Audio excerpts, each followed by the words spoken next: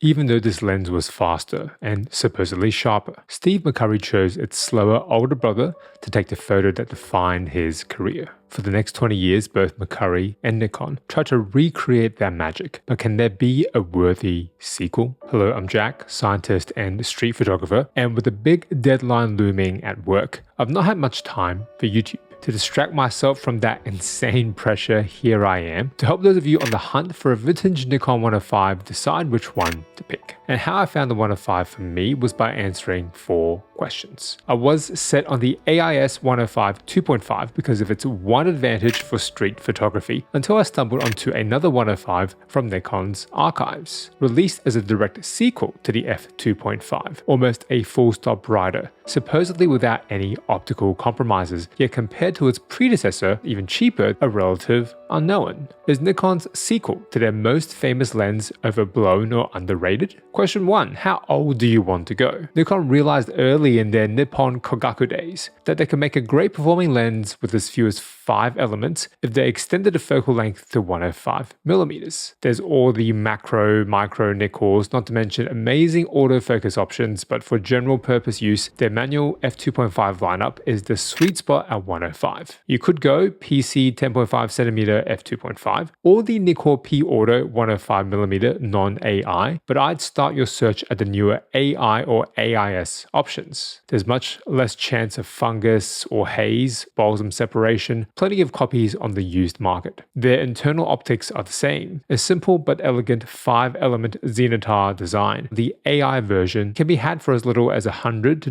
$200. In contrast, the AIS f2.5 is nearly twice, sometimes triple this price. You do get an integrated lens hood, a different lens coating for latest serial numbers, and improved handling for my type of street photography. More on that later. What you don't get is an extra stop of light, so here comes the 105 f1.8.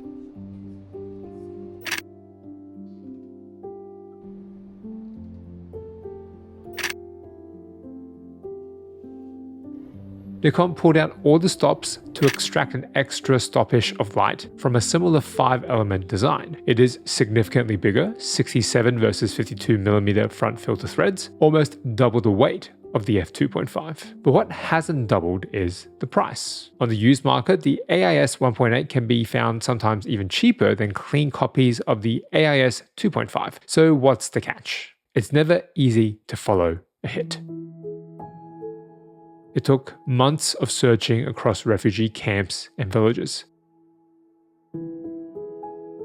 But McCurry had finally found her. The bookend to that original portrait was here at last, the chance to recapture the eyes that had haunted him. But this was a sequel doomed to fail from the start. Her light and color had faded. Shooting on 105 forces you to look for the frame beyond the one you're used to. But I need to look back before moving forward.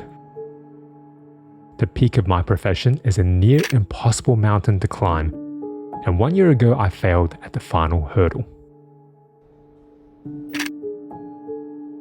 This year I'm going to try again. The deadline's fast approaching. My sequel may be doomed to fail from the start.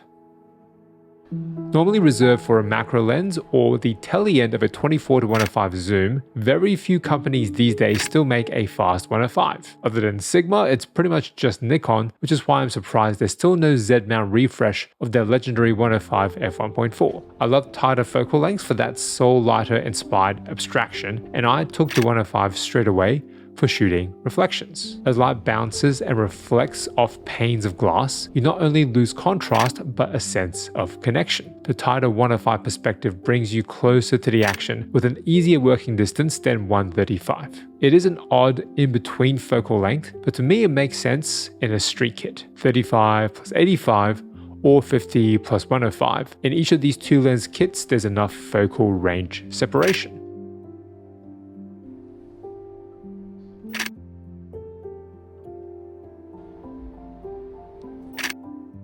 Question 3. Do these vintage optics hold up? I know it's silly to pixel peep 50-year-old optics that cost a fraction of the price of modern glass, but somehow, to me, vintage manual glass feels like more of an investment, or that depreciation happened decades ago. There's no autofocus motors or electronics to break, it should last a lifetime. The reason the 105 f2.5 is famous is not just because of Afghan Girl, but because of how sharp it is wide open at 2.5. Of course, it's softer in the corners. It's center sharpness that's most impressive. You don't have to stop down for optimal results. Even zoomed in 200% on the 44 megapixel Z8, the sharpness doesn't change that much at f4, f5.6. At infinity or minimum focus distance, the same sharpness holds, but it's a different story for its sequel, the f1.8. It is supposed to be sharp, if not sharper, but turns out not wide open. On my copy, the f1.8 is distinctly softer at 1.8 versus the f2.5 at 2.5, both at infinity and minimum focus distance. But the f1.8 catches up on sharpness as soon as you stop down to the next intent at f2.8, which looks very similar, if not a little bit sharper, than the f2.5 at 2.5. While we're this close, let's talk CA. It's there on both lenses, but better controlled than I thought. You can see these images for yourself on this week's Bokeh Therapy blog and newsletter, and there's fringing and loca on both, but it looks as clean as most modern third-party lenses I've tested. It's not perfect, there is a lot of sample variation depending on how old your copy is, but along with its sharpness, it's kind of unbelievable given how few elements these decades-old optics use. I'm comfortable with this level of aberration. Aberrations are what gave it away in the end. A retinal scan revealed who she wasn't. The woman with the faded eyes wasn't the Afghan girl. Another lookalike in a sea of lookalikes. McCurry was out of time.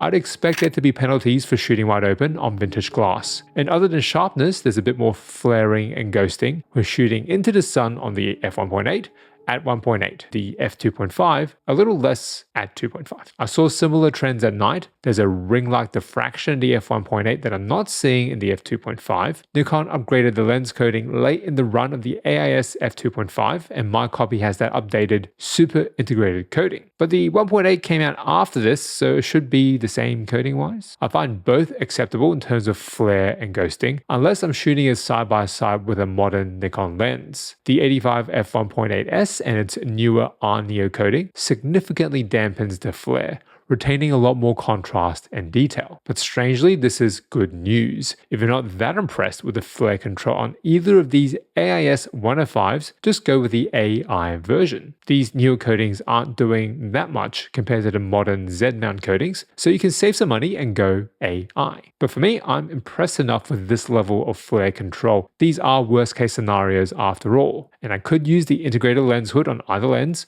or stop down, but then you lose out on the f1.8's signature feature.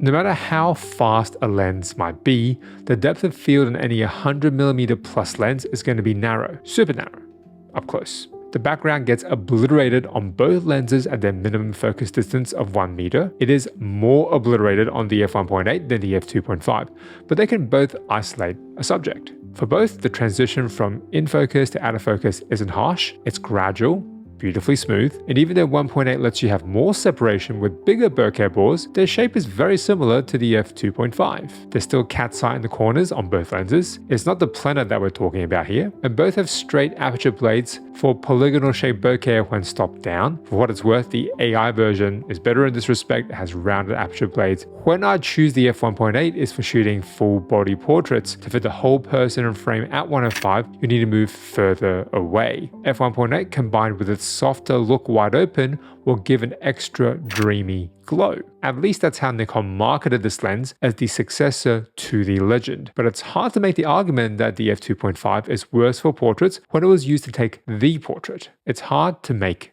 a sequel. It was good old-fashioned journalism in the end that found the real Afghan girl. Her memories of that original portrait, location, lighting, timing, were all corroborated by McCurry. The retinal scan now just a formality. but as he took shot after shot, the truth sank in. This mission was doomed to fail from the start. But even if the sequel will never be as good, never be as impactful as the original, it's a privilege just to get another shot. Which of these 1.5s will I pick in the end? You trade a bit of sharpness and flare control on the 1.8 for more light gathering. It comes down to your use case. For me, I don't shoot controlled studio portraits. It's all run and gun on the street, and quickly racking focus matters a lot to me. The 1.5 2.5 AIS has the shortest focus throw compared not just to this 1.5 1.8, but also to the 2.5 AI, which helps me focus on the right subject quicker than those other lens options. Is f2.5 fast enough at night? For me, I set my shutter speed on manual to 1/160th of a second, and alongside the ZF's IBIS, my ISO never got above 16,000 in any of these shots in my dimly lit hometown streets. f2.5 is also easier to focus than f1.8 manually, not to mention it has a more streamlined form factor and lighter weight. It's also amazing I can shoot the f2.5 wide open without many optical compromises, whereas on the 1.8 I'd be more hesitant to do so, negating the 1.8 aperture. I can see a reason where you might want both in your kit. Nikon really has no competition in the 105mm category. A 105 1.8S for Z mount makes a lot of sense next, especially if they can make it around the same size as the 85 f1.8S. Did a sequel to Nikon's most famous lens live up to expectation? Honestly, whichever 105 you can get your hands on for the cheapest price will work great. For me, I'll stick with the f2.5 AIS, and now that's decided, I can get back to that looming work deadline. It's a privilege just to get another shot. Vintage lenses like these pair great with the ZF's manual focus assist tools, which I cover in this video if you'd like to check it out. I'm Jack, this is Bokeh Therapy.